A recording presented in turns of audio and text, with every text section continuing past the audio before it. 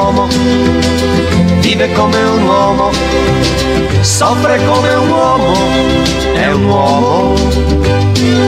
Nasce fragile e incerto, poi quando ha la ragione si nutre di soprusi e di violenza e vive e non sa il perché della sua esistenza.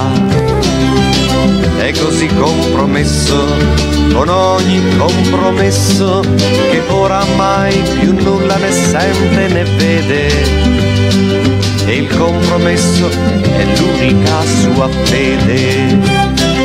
Eppure sembra un uomo, vive come un uomo, soffre come un uomo, è un uomo. Sul muro c'era scritto: alzateci il salario, l'ha cancellato un grande cartellone con scritto: costa meno il mio sapone. Hanno arrestato un ragazzo che aveva rubato 3 mele, vi prego fate un po' di beneficenza, sarete in pace così con la vostra coscienza. Eppure sembra un uomo, vive come un uomo, soffre come un uomo, è un uomo.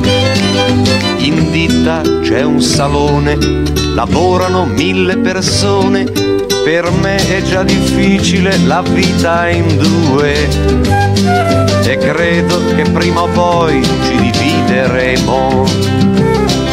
Mio padre è mio padre, mio padre è un brav'uomo, mio padre tratta tutti da cretini. I vecchi bisogna ammazzarli da bambini. Eppure sembra un uomo, vive come un uomo, soffre come un uomo, è un uomo. Il nostro è un paese fondato sul lavoro e anche se potrà sembrare strano, il più apprezzato è chi lavora meno.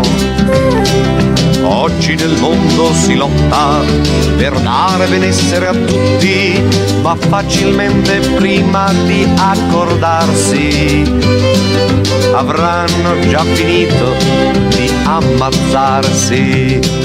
Eppure sembra un uomo, vive come un uomo, soffre come un uomo, è un uomo. Eppure sembra un uomo, vive come un uomo, soffre come un uomo, è un uomo, è un uomo.